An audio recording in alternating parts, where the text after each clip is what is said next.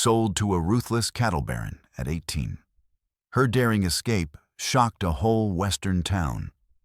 The coins hit her father's palm with a sound like rattlesnake teeth. Clara Merrick stood ramrod straight in the suffocating heat of Lonesome Spur's main street, her 18-year-old frame trembling not with fear, but with rage so pure it felt like fire in her veins. Luther Crow's massive hand closed around her wrist like a shackle, his fingers thick as fence posts, twice as rough. She's got spirit, I'll give you that. Luther's voice was gravel and whiskey, his pale eyes raking over Clara like she was livestock at auction. Might take some breaking. Clara jerked her arm, but his grip tightened. I'm not a horse to be broken, Mr. Crow. Her voice cut through the desert air, clear and sharp. And I'm sure as hell not property to be sold. Her father, reeking of cheap whiskey and cheaper desperation, counted the silver coins with shaking fingers. Now, Clara, mind your tongue. Mr. Crow here's being generous, what with the debts and all. Generous. Clara's laugh was bitter as alkali water. You mean profitable. Don't dress it up as kindness, Pa. We both know what this is. Luther's grip shifted, thumb pressing against the pulse in her wrist. Smart girl. That mouth of yours will need watching, but I appreciate honesty in my dealings. His smile revealed teeth stained brown with tobacco. Your father owes me $300 plus interest. You work that off on my ranch, and we call it even. And if I refuse, then your pa here loses more than just his dignity. Luther's other hand moved to his gun belt, and the threat clear as daylight. Debts have a way of collecting themselves, one way or another. The midday sun beat down mercilessly, casting harsh shadows between the weathered buildings. A dust devil spun through the empty street, carrying with it the scent of sagebrush and broken dreams. Clara looked around at the faces watching from windows and doorways, neighbors she'd known all her life, now silent as tombstones. Sheriff Hawkins leaned against his office door, hand resting on his gun, but making no move to intervene. In Lonesome Spur, Luther Crow's word was law. Clara's jaw set like granite. Fine. But I work for wages, not charity. And I sleep in the bunkhouse with the other hands, not in your house. Luther's laugh was low and dangerous. You'll sleep where I tell you to sleep, girl. And you'll work for what I say you're worth. He released her wrist, leaving red marks like brands on her pale skin. Get your things. We leave within the hour. As her father pocketed the coins and stumbled toward Murphy's saloon without so much as a goodbye, Clara felt something cold and hard settle in her chest. Not despair, she'd expected that, but determination, sharp as a blade. Luther Crow might own her debt, but he'd never own her spirit. That much she swore to herself as she walked to their ramshackle cabin for the last time. The Crow Ranch sprawled across the valley like a scar on the earth. Barbed wire stretched between weathered fence posts as far as the eye could see, and beyond it cattle moved in dark clusters against the red dirt. The main house squatted low and mean-built from adobe and malice, while a cluster of outbuildings huddled nearby like frightened children. Guard dogs prowled the yard with yellow eyes and scarred hides, and the wind that swept down from the mountains carried the constant smell of dust and decay. Clara had been here 3 weeks now, and every morning brought fresh proof that this place was built on fear. The ranch hands kept their eyes down when Luther passed, and the Mexican workers whispered prayers when they thought no one was listening. Even Vern Holt, Luther's foreman, seemed to walk on eggshells around his boss, though he made up for it by being twice as harsh with everyone else. Vern was a puzzle Clara couldn't solve. Tall and lean as a whip, with prematurely gray hair and scars marking his hands, he drove the workers mercilessly, but sometimes Clara caught him watching her with an expression she couldn't read. Not hunger like Luther's gaze, but something almost protective. No, that was wishful thinking. Vern Holt was Luther's right hand, and right hands didn't show mercy. Clara's days began before dawn and ended long after sunset. Mucking stalls, mending fence, hauling water from the well, Luther made sure she earned every meal. Her hands, once soft from helping in her mother's garden, now bore calluses and cuts. Her back ached constantly, and her legs trembled with exhaustion each night. But she didn't break. Wouldn't break. The only comfort she found was in an old mule named Gideon, half-blind and stubborn as sin, who'd been put out to pasture because he was too ornery for ranch work.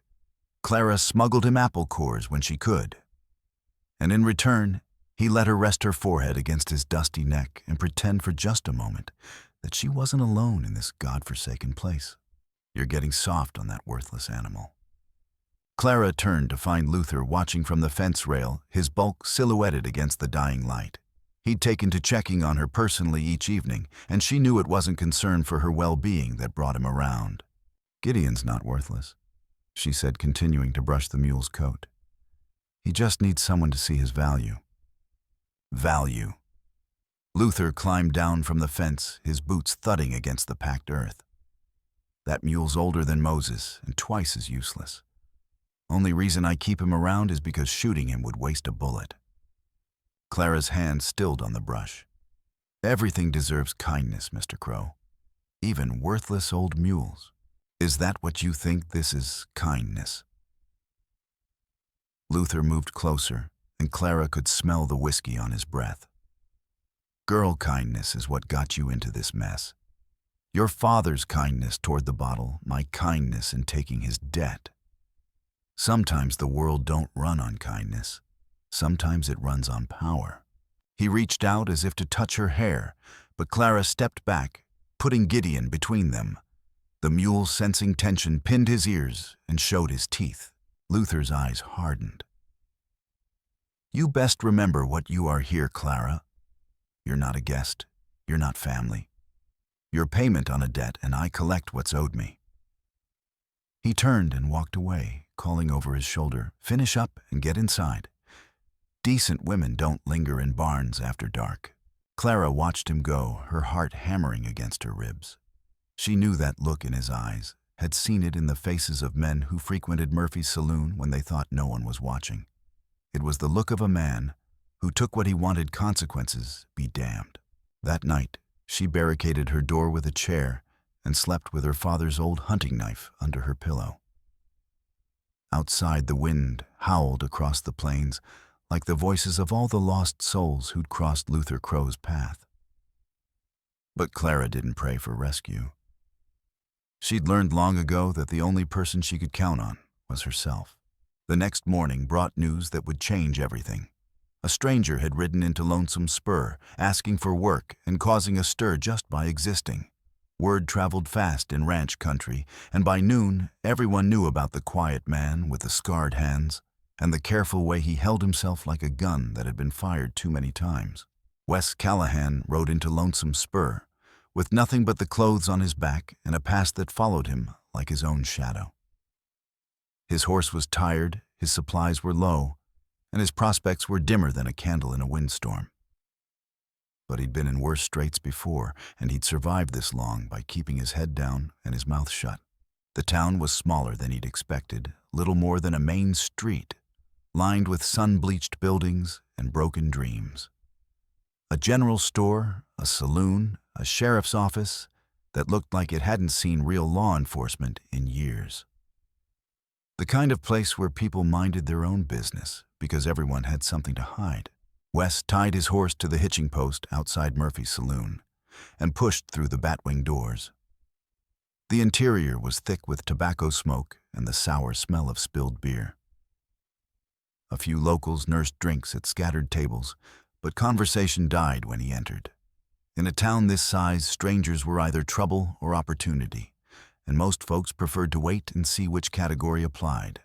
"You look like a man who's traveled far," said the bartender, a grizzled man with arms like tree trunks. "Name's Murphy. What brings you to our little slice of paradise?" "A work if there's any to be found." Wes's voice was quiet, rusty from disuse. "I'm handy with cattle horses, general ranch work."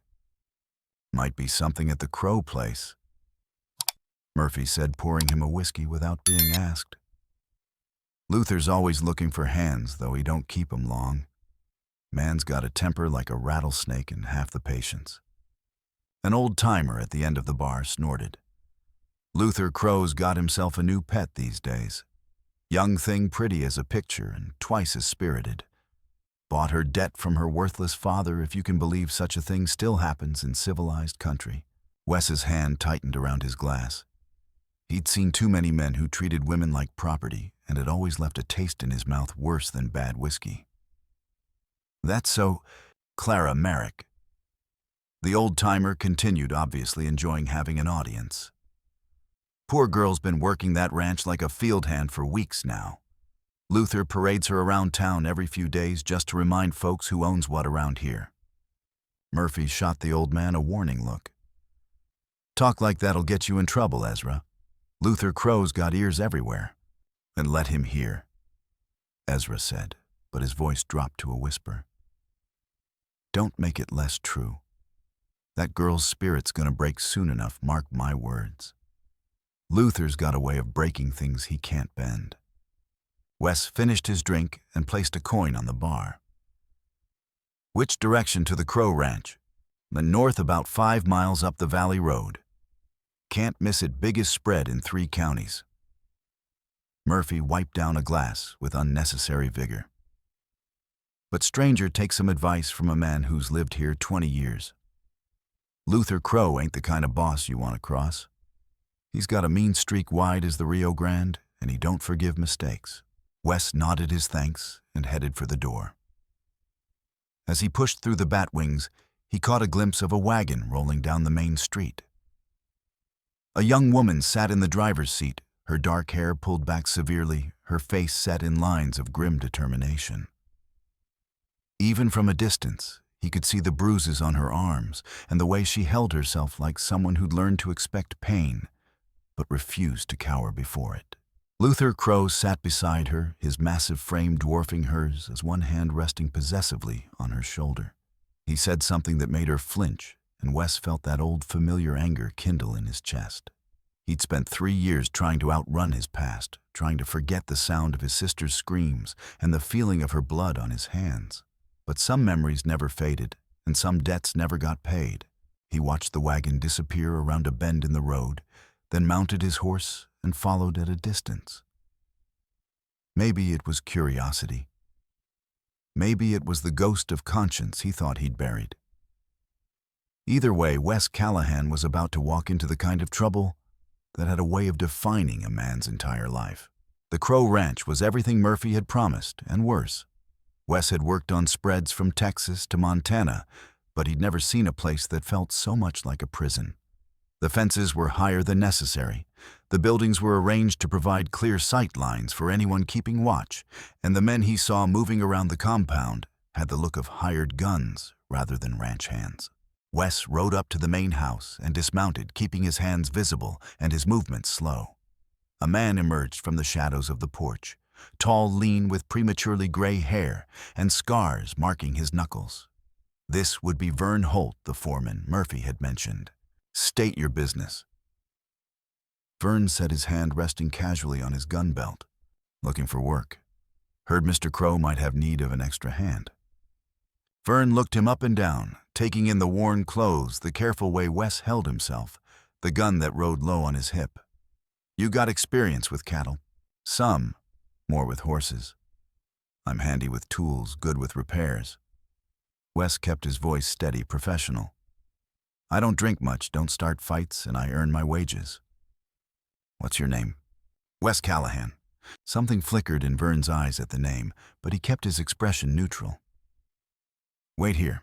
Vern disappeared into the house, and Wes took the opportunity to study his surroundings. The compound was well organized, he'd give Luther that.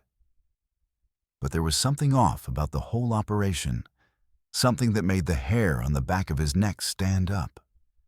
Too many men for a simple cattle ranch, too much firepower, too much paranoia. A movement near the barn caught his eye, and he saw her, the girl from the wagon. Clara Merrick. She was hauling water from the well, her movements efficient, despite the obvious exhaustion in her shoulders. Even from a distance, he could see the determination in the set of her jaw, the way she refused to let the weight of the buckets bow her spine. She looked up suddenly, as if sensing his gaze, and their eyes met across the dusty yard. For a moment, neither moved. Then she straightened, lifting her chin in a gesture that was part defiance, part acknowledgement, and went back to her work. The front door opened, and Luther Crow stepped onto the porch. He was even bigger up close, built like a prize bull and twice as mean. His pale eyes fixed on Wes with an intensity that would have made lesser men nervous. "So you're looking for work," Luther said without preamble. "What makes you think I need another hand?" "Every ranch needs good workers, Mr. Crow. I'm offering honest labor for honest wages." Luther descended the steps slowly, like a predator sizing up potential prey. "Honest wages. That's refreshing. Most men who drift through here are running from something: the law, a woman, their own conscience. Which one applies to you?" Wes met his gaze steadily. "Every man's got ghosts, Mr. Crow. Question is whether they interfere with the work." "Fair point." Luther circled him slowly, noting the worn grips on his pistol, the way his eyes tracked movement in his peripheral vision. "You've seen action. Military, some. Railroad wars." Wes hesitated just a fraction too long. "Some of that too." Luther's smile was sharp as a skinning knife. "Thought so? A man learns a particular way of holding himself when he's faced down armed men for money. Question is, what side were you on?" "The side that paid better." That earned him a laugh. "Practical man. I like that." Luther glanced toward the barn where Clara was still working. "Tell me, Mr. Callahan, what do you think of my operation here?" Wes followed his gaze. "Looks efficient, well organized. You run a tight outfit." "That I do. And part of running a tight outfit is making sure every man knows his place and keeps to it. You seem like the sort who understands boundaries." The threat was subtle, but unmistakable. Wes nodded. "I do my job and mind my own business, Mr. Crow. That's all you can ask of any man." "Good. Vern will show you to the bunkhouse and explain your duties. You'll work dawn to dusk 6 days a week. Sundays you can rest or ride into town long as you're back by Monday morning. Wages are $30 a month, plus meals." It was fair pay for ranch work, maybe even generous. That made Wes more suspicious, not less. In his experience, men who paid well usually expected more than honest labor in return. "One more thing," Luther said as Wes turned to follow Vern. "The girl's off limits. She's working off a debt and she's under my protection. Any man who forgets that won't need to worry about finding other work." Wes touched the brim of his hat. "Understood." As he walked toward the bunkhouse, he caught another glimpse of Clara near the barn. She was watching him again, and this time there was something different in her expression. Not hope exactly, she was too smart for that. But maybe curiosity. Maybe the first stirring of something that might in time become trust. Wes had come to the Crow Ranch looking for honest work and a place to lay low while his past caught up with him. But as he settled into the sparse bunkhouse and listened to the other hands talk in careful whispers about their boss's temper, he began to realize he might have walked into something far more complicated than simple employment. That night, as he lay on his narrow cot and stared at the ceiling, he could hear the wind howling across the plains. But underneath that sound, carried on the desert air, he thought he heard something else. The faint sound of a young woman crying, trying to muffle her sobs in a pillow so no one would hear her break. Wes closed his eyes and tried to shut out the sound. He'd learned long ago that some battles weren't worth fighting, some causes were already lost. But as sleep finally claimed him, his hand unconsciously moved to rest on his gun, and his dreams were filled with the memory of another young woman's tears. Tears he'd been too late to stop. Wes had been on the Crow Ranch for exactly 4 days when he saw Luther hit Clara for the first time.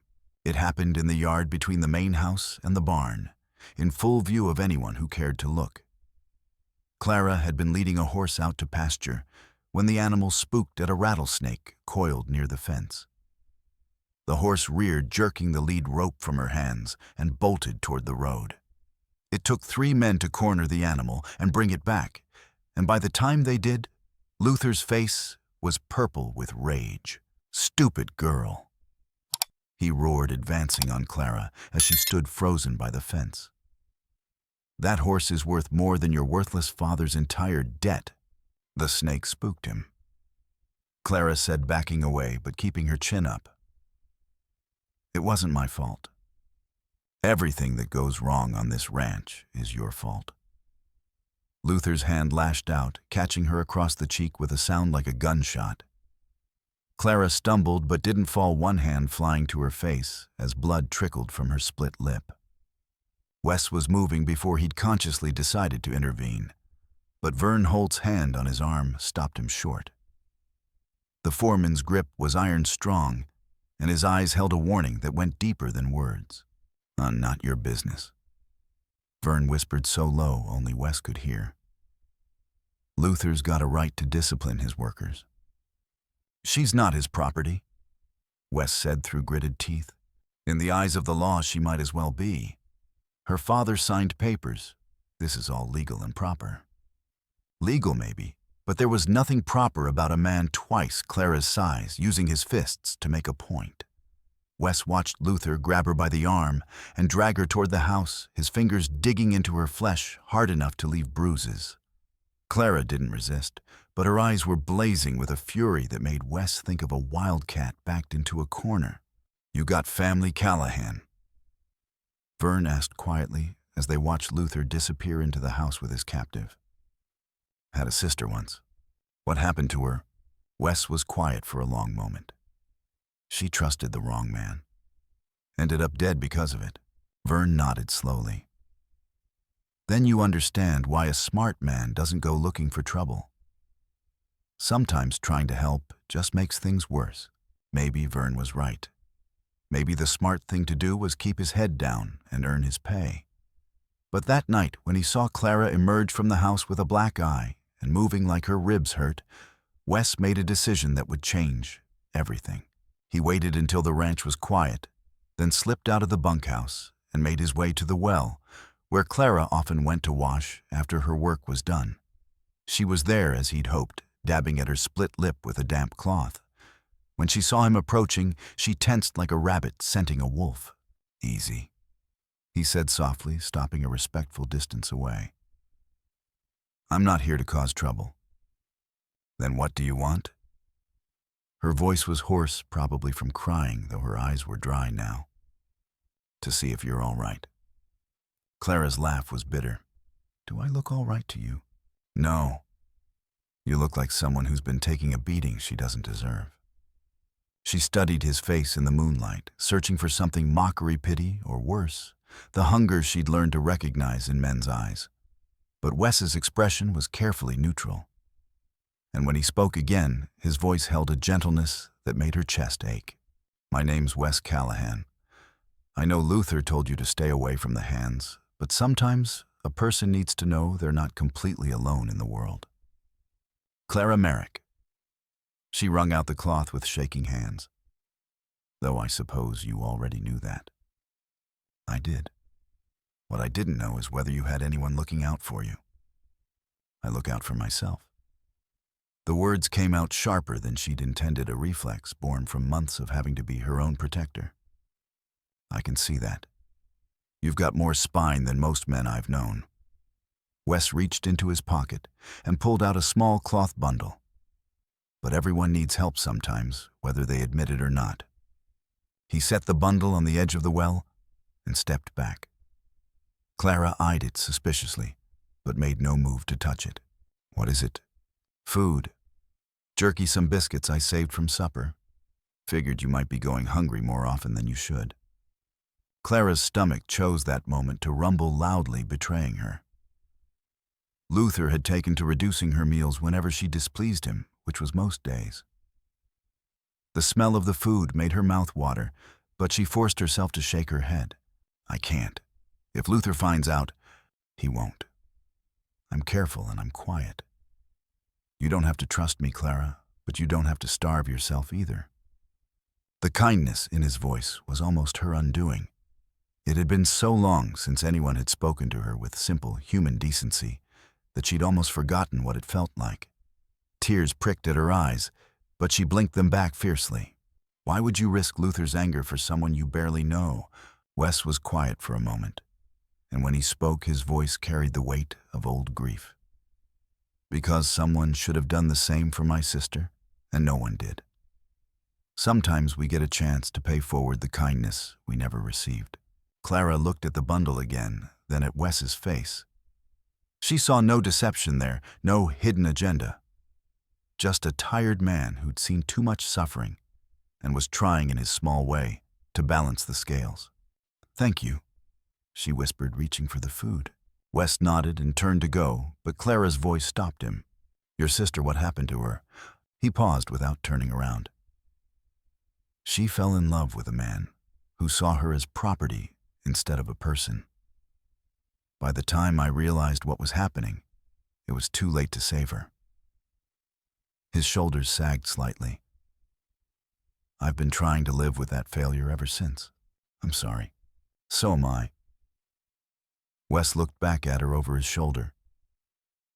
But maybe some good can come from it yet. He disappeared into the shadows, leaving Clara alone with her thoughts and the precious bundle of food. As she ate, she found herself thinking about the quiet sadness in Wes's eyes and the careful way he'd kept his distance, making it clear he expected nothing in return for his kindness. For the first time since arriving at the Crow Ranch, Clara allowed herself to hope that she might not be as alone as she'd thought. It was a dangerous hope. She knew Luther would kill them both if he suspected any kind of alliance between them. But as she finished the last of the biscuits and prepared to return to her small barred room, Clara felt something she hadn't experienced in months, the faint stirring of courage. Over the next 2 weeks, a careful routine developed between Clara and Wes. He would leave small gifts where only she would find them: a wildflower tucked under her water bucket, an extra portion of bread wrapped in cloth, once even a small jar of salve for her cuts and bruises. In return, she began to trust him with fragments of conversation. During the brief moments when their paths crossed, she learned that he'd grown up in Kansas, that he'd served in the war, and afterward worked as a railroad detective until something went wrong. He didn't elaborate on what that something was, and Clara didn't push. They both understood the need for secrets in a place like this. Wes, meanwhile, began to see past Clara's defensive walls to the sharp intelligence and fierce spirit beneath. She asked thoughtful questions about the other ranches he'd worked, about life beyond Lonesome Spur, about whether he thought things would ever change for people like them. Her mind was quick and curious, hungry for knowledge Luther had no interest in providing. But their growing connection didn't go unnoticed by everyone. Vern Holt watched them with increasingly troubled eyes, though he said nothing. And Luther, already suspicious by nature, began to pay closer attention to his newest hand. The confrontation came on a Thursday evening when Clara was returning from the well and found Luther waiting for her in the yard. His face was flushed with whiskey and anger, and Wes knew immediately that someone had been talking. Heard you've been making friends with the hired help. Luther said, his voice deceptively calm. Clara lifted her chin. I speak to the hands when my work requires it. Nothing more. Is that so? Luther's hand shot out, gripping her chin and forcing her to look at him. Because I've heard different. I've heard you've been sneaking around after dark, a meeting with that drifter I hired. That's not true. Don't lie to me, girl. I've got eyes everywhere on this ranch, and those eyes tell me you've been getting mighty friendly with someone you got no business talking to. Wes stepped out of the shadows where he'd been listening. Mr. Crow, if there's been some misunderstanding, you stay out of this, Callahan. This is between me and my property. I'm not your property, Clara said, wrenching free from his grip. I'm working off a debt, nothing more. Luther's backhand sent her sprawling in the dirt. "You're whatever I say you are. And right now you're a lying little whore who needs to learn her place." This time Wes didn't hesitate. He moved fast, grabbing Luther's wrist before the big man could strike again. For a moment, the two men stood frozen, Luther's eyes wide with shock at the challenge to his authority. "I said stay out of this." Luther snarled, but there was uncertainty in his voice now. Wes might be smaller, but there was something in his stance, in the way he held himself, that suggested he knew how to use the gun on his hip. "She's half your size," Wes said quietly. "Fight someone who can fight back." Luther jerked his hand free and stepped back, his face red with rage and humiliation. Around the yard, other ranch hands had stopped their evening chores to watch, and Luther was acutely aware of how this looked, his authority challenged by a drifter over a woman. You want to play hero Callahan, fine, but heroes have a way of dying young around here. Luther's hand moved to his gun, and Wes tensed, ready to draw. The air crackled with violence, barely held in check. Then Vern Holt appeared between them, his own gun drawn, and pointed at the ground, but ready to rise in an instant. "Boss, we got company coming up the road." He said, his voice carefully neutral. "Looks like Sheriff Hawkins and a couple of his deputies." Luther's hand moved away from his gun, but his eyes promised retribution. "This isn't over, Callahan. Not by a long shot." As Luther stalked toward the house to meet the sheriff, Wes helped Clara to her feet. Her lip was bleeding again, and her hands were shaking, but her eyes burned with fury rather than fear. "You shouldn't have done that," she whispered. "He'll kill you now." "Maybe. But I couldn't stand by and watch him hurt you again." Vern holstered his gun and moved closer, his expression unreadable. "You're both fools if you think this ends well. Luther doesn't forgive, and he doesn't forget. Then maybe it's time someone stood up to him," Clara said, wiping blood from her mouth. Vern's eyes flickered with something that might have been approval, but when he spoke, his voice was cold. "Standing up to Luther Crow is the last thing most folks ever do. You'd best remember that." As Vern walked away, Clara turned to Wes. "Thank you for what you did. Don't thank me yet. I might have just made things worse for both of us." Clara touched his arm lightly, the first time she'd voluntarily made contact with any man since arriving at the ranch. "No. You reminded me that there are still decent people in the world. That's worth whatever comes next." But as they parted ways and returned to their respective quarters, both Clara and Wes knew that Luther's humiliation would demand payment. The only question was when and how that payment would be extracted.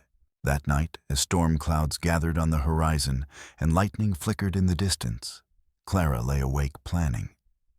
For weeks, she'd been mapping the ranch in her mind, noting routines, identifying weaknesses. She'd been waiting for the right moment to attempt an escape. But now she realized the right moment might never come. Sometimes a person had to make their own opportunities, no matter the cost. The storm that broke over the ranch that night was fierce enough to rattle windows and send the cattle huddling together for shelter. But it wasn't the thunder that kept the hands awake. It was the knowledge that when dawn came, Luther Crow would be looking for revenge, and blood would likely flow before the sun set again. The next morning brought news that changed everything.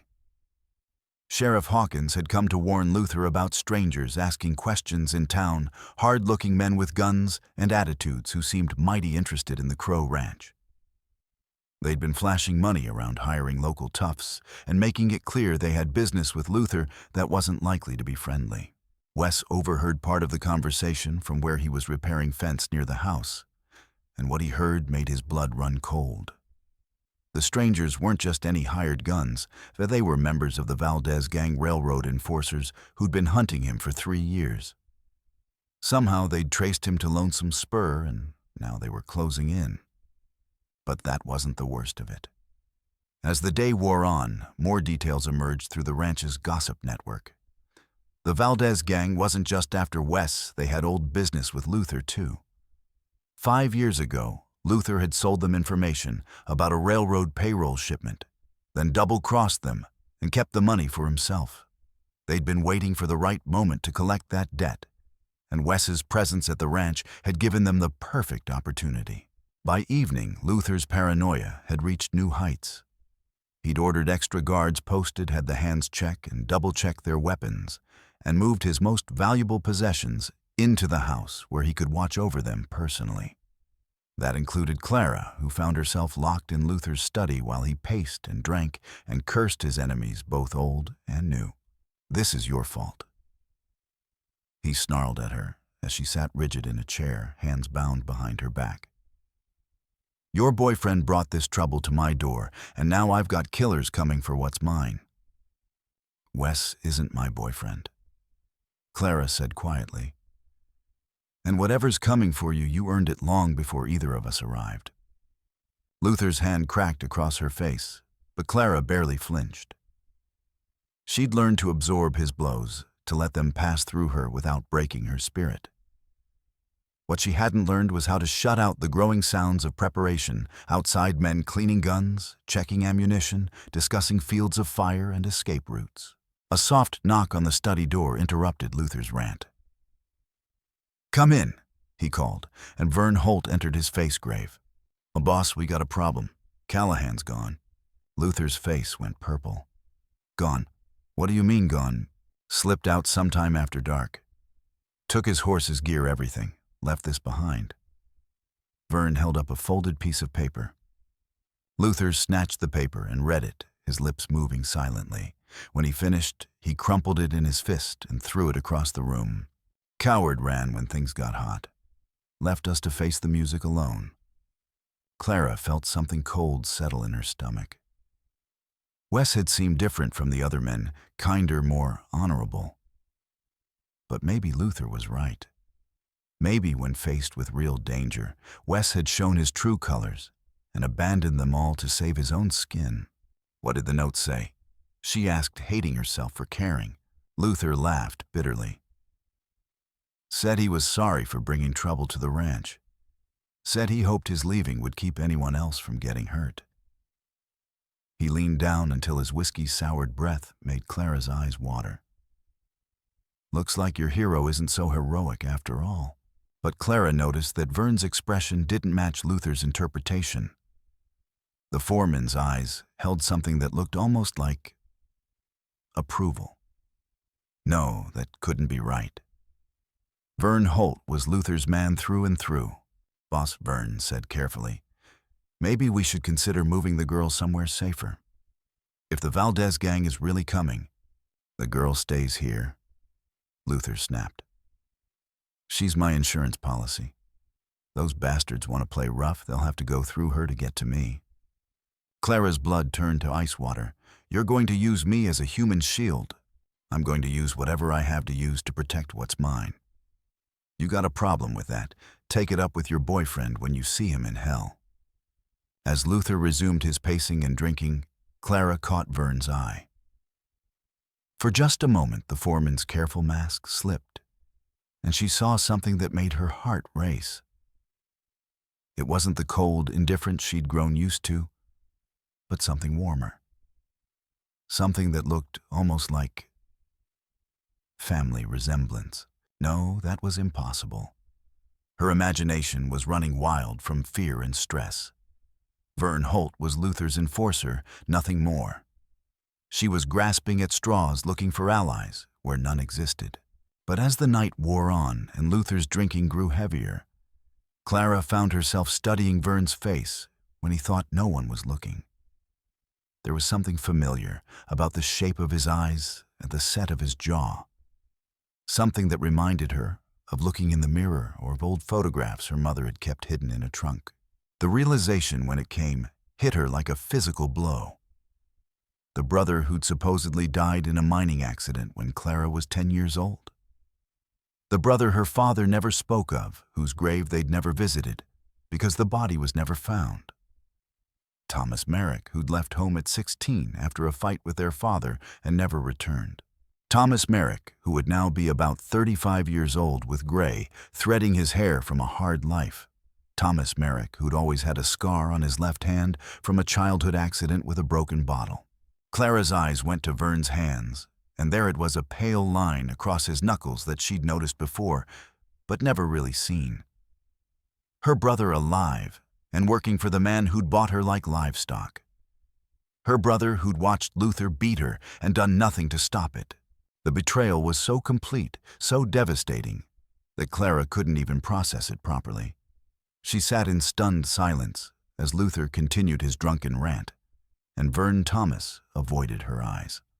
Tomorrow, armed men would come to settle old debts, and Clara would be caught in the crossfire with no one to protect her, except a brother who'd apparently forgotten she existed. But as the first gray light of dawn began to filter through the study windows, Clara heard something that made her heart leap. The distant sound of gunfire coming from the direction of the road. The Valdez gang had arrived, and whatever was going to happen, it was starting now. The attack came with the sunrise, swift and brutal as a prairie storm. Clara heard the first shots while she was still bound in Luther's study, the sharp crack of rifles, followed by men shouting and horses screaming. Luther grabbed his gun belt and headed for the door, pausing only to check that Clara's bonds were secure. "Stay put," he snarled. "Anyone comes through that door who isn't me or Vern, you're as good as dead." Then he was gone, leaving Clara alone with the sound of battle growing closer. She worked frantically at her bonds, using a splinter from the chair to worry at the rope around her wrists. Outside, she could hear Luther shouting orders, and the thunder of boots on the porch, the crash of breaking glass. The study window exploded inward in a shower of glass and gunpowder smoke. Clara threw herself to the floor as bullets chewed into the wall where she'd been sitting. When the firing stopped, she looked up to see a figure silhouetted against the broken window, lean dark with a rifle in his hands and death in his eyes. "Where is he?" the man demanded in heavily accented English. "Where is Luther Crow?" Clara didn't answer, couldn't answer. Her voice seemed to have died in her throat along with her hope. This wasn't rescue, this was revenge, and she was just an obstacle in the way. The man stepped through the window glass, crunching under his boots. "You are the girl, yes? The one Crow keeps like a pet. He will come for you, and when he does, we will kill him." Before Clara could respond, another figure appeared in the doorway. Vern, his gun drawn, and his face streaked with blood and soot. For a moment, the two men stared at each other across the room, and Clara held her breath. Then Vern fired, and the stranger spun and fell, his rifle clattering across the floor. Vern rushed to Clara's side, pulling out a knife to cut her bonds. "Are you hurt?" he asked, his hands shaking as he worked. "Thomas," Clara whispered, finally finding her voice. Vern's hands stilled. For a long moment, he didn't speak, didn't look at her. When he finally met her eyes, she saw tears mixing with the smoke stains on his cheeks. "How long have you known?" "Since last night. The scar on your hand, I remembered." He finished cutting her bonds and helped her to her feet. "Clara, I'm sorry. For everything. I wanted to tell you, but Luther's your boss." The words came out flat, emotionless. "You chose him over your own sister." "No." Vern Thomas gripped her shoulders. "I chose to stay alive long enough to help you when the time came. Luther's got informants everywhere. If he'd known who I was, we'd both be dead. And now the time has come." He picked up the dead man's rifle and pressed it into her hands. "Can you use this?" Clara nodded. Their father had taught them both to hunt when they were children, before Thomas left, and everything fell apart. "Where's Luther?" "Holed up in the main room with what's left of his men. The Valdez gang has him surrounded, but they can't get close enough to finish it." Thomas reloaded his own weapon with practiced efficiency. "There's a back way out through the kitchen. I can get you clear of this." "What about you?" "I've got business to finish." Clara shook her head. "I'm not running anymore, Thomas. I'm done being afraid." Before he could argue, the sound of splintering wood came from the front of the house. Men were shouting in Spanish and English, and the gunfire was getting closer.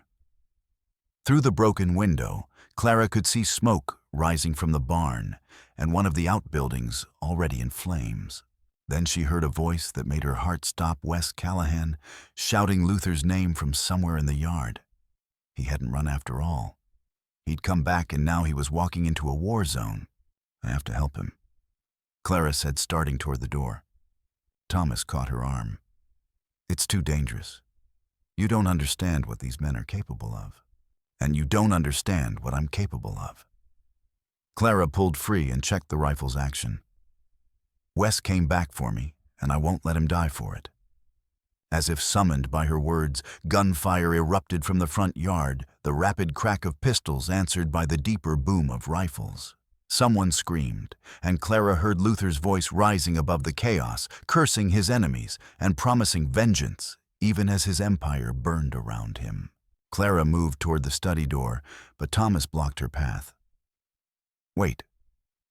There's something else you need to know about Luther, about why these men want him dead. It can wait. No, it can't. Thomas's voice was urgent, desperate. Luther didn't just steal from the Valdez gang. He killed their leader's daughter. A girl about your age sold into the same kind of arrangement Luther forced on you. When she tried to escape, Luther hunted her down and shot her like a dog. Clara felt the world tilt around her. What are you saying? I'm saying Luther Crow is a monster, and I've been helping him for 5 years because I was too much of a coward to stand up to him. But I won't be a coward anymore, Clara. Not when my sister's life is on the line. The gunfire outside reached a crescendo, and then suddenly, eerily, it stopped. In the silence that followed, Clara could hear voices calling back and forth, negotiating, preparing for whatever came next. Crow, a voice shouted from the yard. We know you're in there. Send out the girl and we'll make this quick. Luther's answer was a pistol shot and a stream of profanity that would have made a sailor blush. But Clara wasn't listening to his words. She was thinking about another girl, another victim of Luther's cruelty, who died trying to escape the same fate Clara had been sold into. The rage that filled her then was clean and pure as mountain water. She'd spent months being afraid, being beaten, being treated like property. But she wasn't property, and she wasn't a victim. She was Clara Merrick, daughter of pioneer, sister to a man who'd found his courage at last, and lover to someone who'd risked everything to save her. Thomas, she said quietly, help me find a way to the front of the house. Clara, Luther Crow destroyed our family once. He's not going to do it again. She met her brother's eyes, and for the first time in years, Thomas saw the fierce little girl who'd once stood up to their father when he came home, drunk and angry. Are you with me? Thomas nodded slowly. Always, little sister, always. Together, they moved through the smoke-filled house toward the sound of gunfire and shouting voices. Outside, the sun was rising over the mountains, painting the sky the color of blood and gold. It was going to be a beautiful day to settle old debts and balance the scales of justice. Clara and Thomas crept through the burning house, smoke stinging their eyes and making every breath a battle. The main room was a fortress of overturned furniture and broken glass, where Luther crouched behind a makeshift barricade with 3 of his remaining men. Through the shattered windows, Clara could see members of the Valdez gang positioned around the yard, their rifles trained on the house. And there, standing alone in the open ground between the 2 forces, was Wes Callahan. His clothes were torn and blood-stained. His left arm hung useless at his side, but his gun was steady in his right hand as he faced the house. Luther, Wes called out. This ends now. Send Clara out and we can settle this between us. Luther's laugh was harsh and bitter. You think I'm stupid, Callahan? The minute I show my face, these bastards will cut me down. Maybe. But you're a dead man either way. At least this way Clara lives. The girl is mine, Luther roared. I paid for her fair and square, and I'll keep what's mine until my dying breath. One of the Valdez men shouted something in rapid Spanish, and their leader, a grizzled man with silver in his hair and murder in his eyes, stepped forward. "Luther Crow," he called in heavily accented English.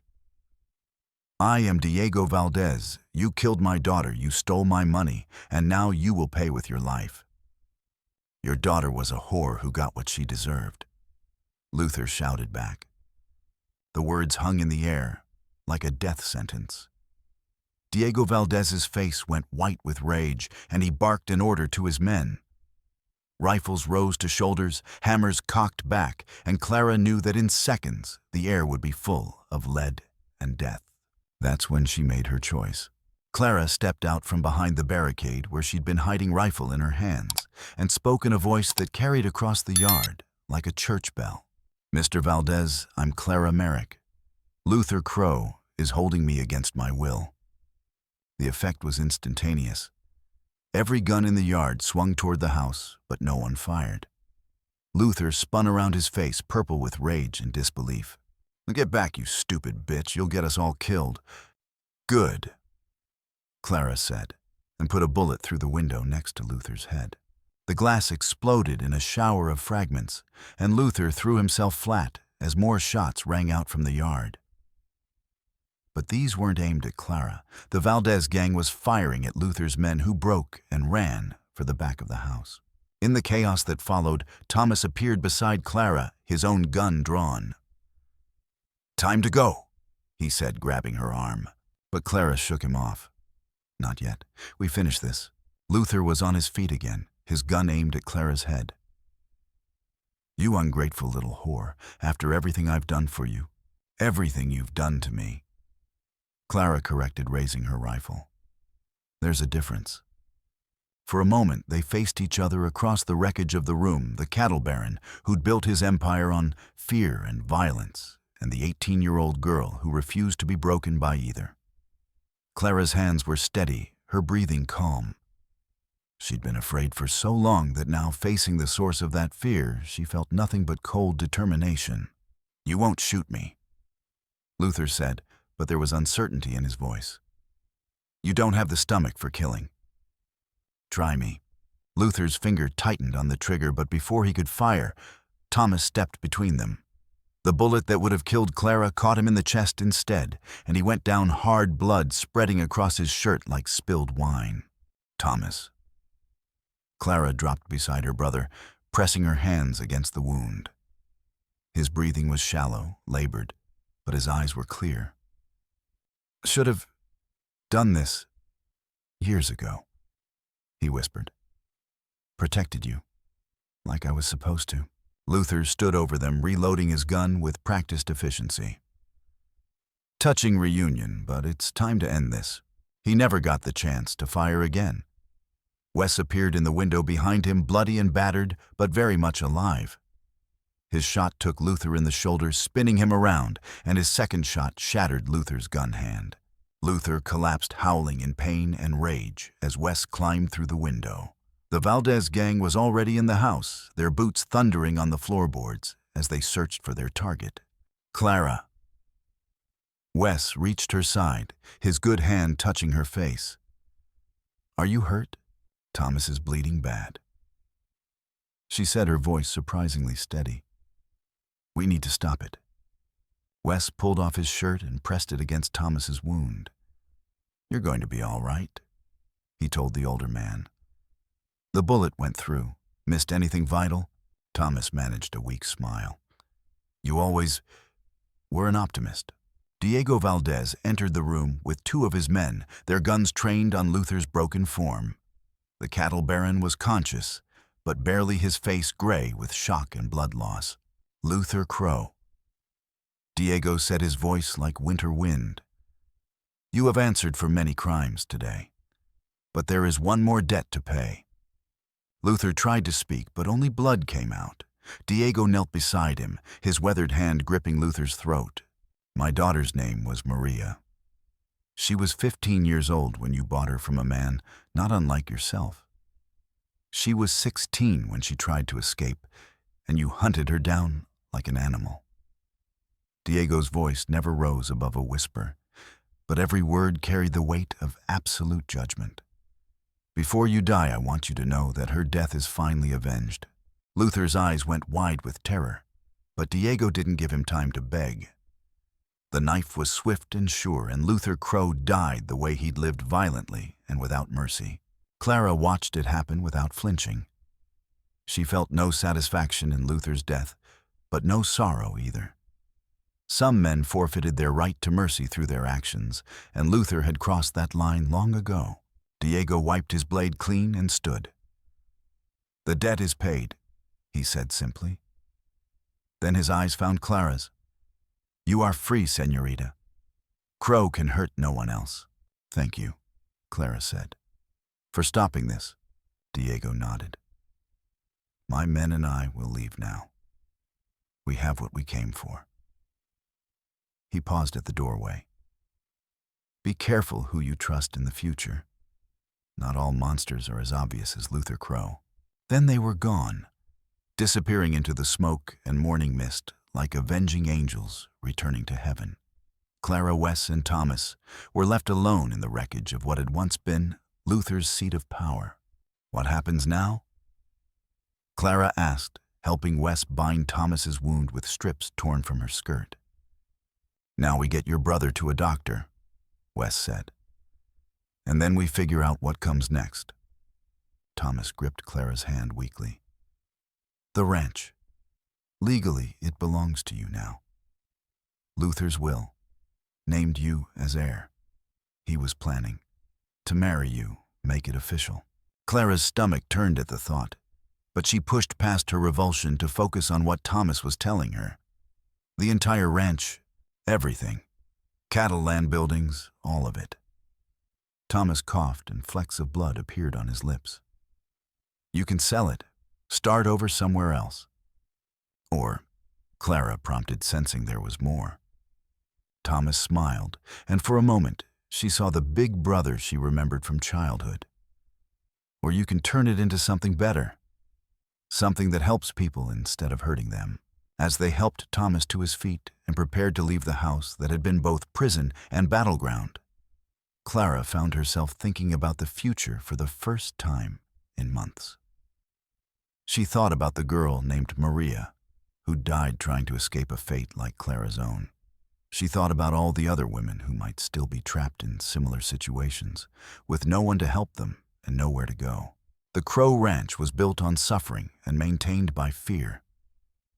But maybe with the right hands guiding it, it could become something else entirely. A place of healing instead of harm. A sanctuary instead of a prison. As they emerged into the morning sunlight, Clara made a silent promise to Maria Valdez and to all the other victims of men like Luther Crow. The ranch would change, and so would the lives of anyone who sought shelter there. It was a big dream for an 18-year-old girl with nothing but determination and the support of 2 wounded men. But Clara had learned something important in her months of captivity. Sometimes the biggest dreams were the only ones worth pursuing. 3 months later, Clara stood on the porch of the house that had once been her prison and watched the sun set over the valley. The scars of the battle were mostly healed now, new glass in the windows, fresh paint on the walls, flowers planted where blood had once stained the earth. But the deeper changes were more significant still. The barbed wire was gone, replaced by simple wooden fences that marked boundaries without creating barriers. The guard dogs had been retrained or rehomed, and the atmosphere of fear that had once hung over the place like smoke had been replaced by something Clara had never expected to find here: hope. 6 women lived on the ranch now, all of them refugees from situations similar to Clara's own. They came with nothing but the clothes on their backs and left with skills, confidence, and enough money to start over wherever they chose. Some stayed to help with the work, others moved on to build new lives elsewhere. All of them were welcome for as long as they needed sanctuary. Thomas had recovered from his wound, though he still moved carefully and tired easily. He'd taken over the ranch's day-to-day operations, managing the cattle and horses, with a gentleness that would have amazed anyone who'd known him as Vern Holt. The guilt he carried for his years of complicity with Luther would never fully fade. but he'd found purpose in redemption. The McCready girl wants to stay another month, he said, joining Clara on the porch with 2 cups of coffee. Says she's not ready to face the world yet. Then she stays. Clara said simply, "That's what this place is for." Thomas handed her a cup and settled into the chair beside her. "You know, when we were kids, I used to think you were too soft for this world. Too trusting, too willing to see good in people. And now I think maybe the world needs more softness, not less. Maybe being willing to see good in people is what makes the good appear." Clara smiled, thinking of the letters she'd received that morning from a woman named Sarah, who'd left the ranch 2 months ago. Sarah had found work as a seamstress in Denver and was saving money to bring her sister west. She'd included a photograph of herself in a new dress she'd made smiling beside her sewing machine. She looked happy, confident, free. "Have you heard from Wes?" Thomas asked carefully. Clara's smile faltered slightly. "Last week. He's in Colorado working a cattle drive.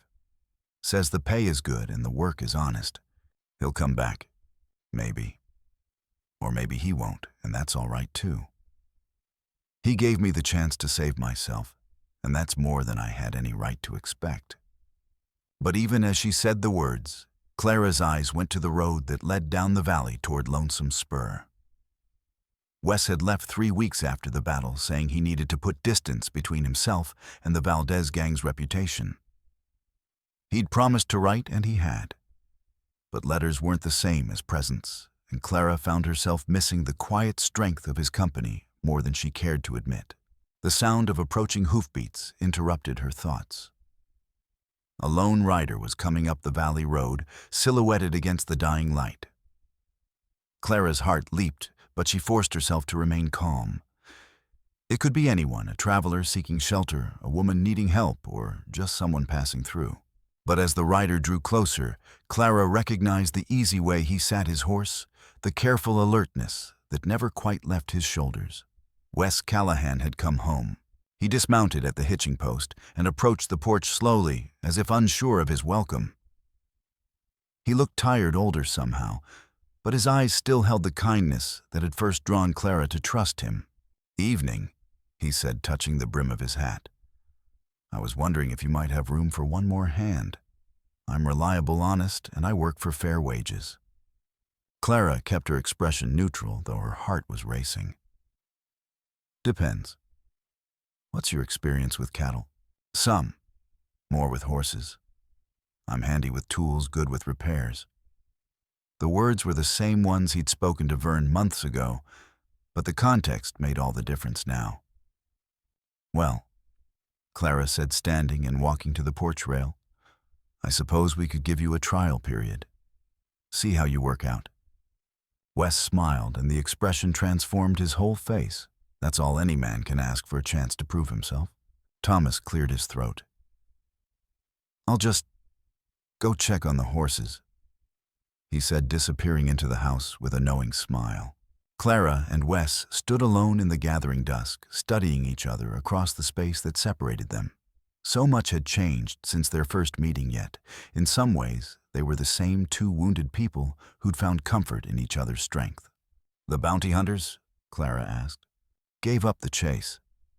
Seems the Valdez gang spread word that I was under their protection. Funny how a reputation for violence can sometimes prevent more violence. And you're all right with staying, really staying this time." Wes climbed the porch steps until he stood directly in front of her. "Clara, I've been running from my past for 3 years, thinking I could outride the guilt and the memories. But I learned something these past months." "What's that?" "That you can't outrun who you are. You can only decide what you're going to do with the time you have left." He reached into his pocket and pulled out a small object that glinted in the lamplight. "I brought you something." It was a badge, a silver star worn smooth by years of handling. Clara took it carefully, feeling the weight of it in her palm. "My Pinkerton badge," Wes explained. "I've been carrying it around like a millstone reminder of all the mistakes I made. But I realized something. It's not the badge that made me who I am, it's the choices I make wearing it. Clara studied the tarnished star, thinking about justice and redemption, about second chances, and the courage to take them. What do you want me to do with it? Keep it. As a reminder that sometimes the most important law enforcement happens not in courtrooms or jails, but in places like this. In acts of kindness and mercy that give people hope for a better tomorrow. Clara closed her fingers around the badge and looked into Wes's eyes. Is that why you came back to enforce the law? I came back because I realized something else. Wes stepped closer, his voice soft but certain. I spent so long trying to save my sister that I forgot to save myself. But you saved us both. Saved me from becoming the kind of man who runs away when people need him most. And what kind of man are you now? The kind who stays. The kind who builds instead of destroys. The kind who believes that love is stronger than fear if you're brave enough to let it be. Clara felt tears prick at her eyes, but they were good, tears, clean tears. Wes, I love you, Clara Merrick. I love your strength, your courage, your refusal to let the world break you. I love the way you've turned this place of pain into a place of healing. And if you'll have me, I'd like to spend the rest of my life helping you do it. Clara didn't answer with words. Instead, she closed the distance between them and kissed him, tasting salt and hope, and the promise of tomorrows free from fear. When they finally broke apart, both were breathing hard. Is that a yes? Wes asked with a smile. That's a yes to staying, yes to building something good together, and yes to believing that love is stronger than fear. Clara slipped the badge into her pocket where it rested against her heart like a promise. But if you ever run off again without saying goodbye properly, I'll track you down and shoot you myself. Wes laughed, the sound rich and full of joy. Yes, ma'am, I wouldn't dream of it. As they stood together on the porch of the house that had once been a prison and was now a sanctuary, Clara thought about the long journey that had brought them to this moment. The pain, the fear, the terrible choices and unexpected mercies that had shaped their path. It hadn't been easy, and it wouldn't be easy in the future. But they would face whatever came next together, and that made all the difference. In the distance, a coyote howled its lonesome song to the rising moon. But on the Merrick Ranch, as it was now called, the sound held no threat. It was simply another voice in the wilderness, singing of survival and hope, and the endless possibility of redemption. Clara Merrick had been sold to a ruthless cattle baron at 18. Her daring escape had indeed shocked a whole western town. But more than that, it had changed everything that came after for her, for the women who found sanctuary at her ranch, and for a tired gunfighter who'd finally learned the difference between running from the past and building toward the future. Sometimes the best endings weren't really endings at all, but beginnings in disguise. And as Clara and Wes walked hand in hand toward the house where their future waited, the stars wheeled overhead, in their ancient patterns, indifferent to human suffering, but perhaps not unmoved by human courage. The Wild West was still wild, still dangerous, still unforgiving. But in one small corner of that vast frontier, love had triumphed over fear, and broken things had been made whole again. It was enough. More than enough. It was everything.